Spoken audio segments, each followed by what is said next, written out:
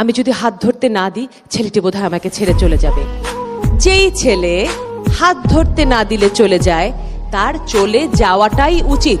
তোমাদের মনের মধ্যে ভালোবাসার উপলব্ধি রয়েছে, কিন্তু সেটাকে যদি সযতনে সুন্দর করে আমরা সুন্দর পথে ব্যবহার করতে না পারি, অনুভব করতে না পারি, কি হবে?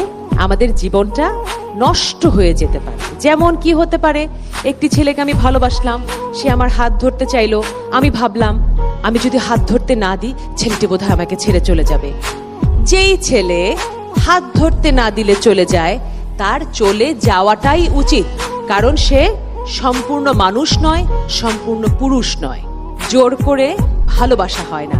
সুতরাং যে কোনো ছেলের সঙ্গে বন্ধুত্ব হলেই ভালোবাসার দিকে গড়াতে হবে।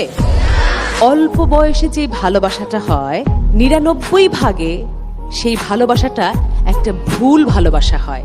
একটি মাত্র ভুল ভালোবাসা, একটি মাত্র ভুল বিয়ে তোমার সম্পূর্ণ জীবনকে নষ্ট করবে। সুতরাং একটু বড় হতেই হবে বুঝতে যে আসলে কে তোমার জীবন সঙ্গী হতে পারে। এখন তোমাদের স্বপ্ন দেখার সময়, বড় হবার সময়, লেখাপড়া করবার সময়, কিন্তু কিসের সময় নয়? বিয়ে করবার সময় নয়, শারীরিকভাবে কাছে আসবার সময় নয়, প্রেম করবার সময় নয়। লেখাপড়া শেষ করে নিজের পায়ে দাঁড়িয়ে তবেই তুমি নির্বাচন করবে তোমার জীবন সঙ্গী। ছেলেরা মেয়ে দেখতে আসে, তাই না? আমি স্বপ্ন দেখছি তোমরা ছেলে দেখতে যাবে।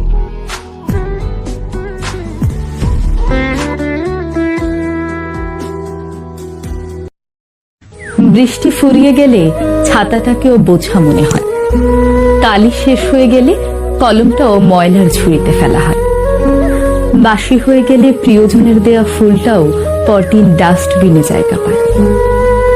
পৃথিবীর নিদারুণ বাস্তবতা হলো কেউ আপনার উপকারের কথা খুব বেশি দিন মনে রাখবে না।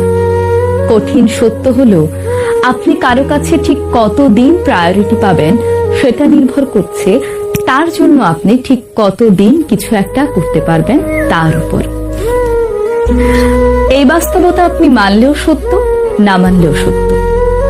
যে খবরের কাগজের দাম আজ সকালে 10 টাকা, একদিন পরে সেই একই খবরের কাগজের 1 কেজির দাম হয় 10 টাকা। একাডেমিক লাইফের শুরুতে আপনি 1000 টাকা খরচ করে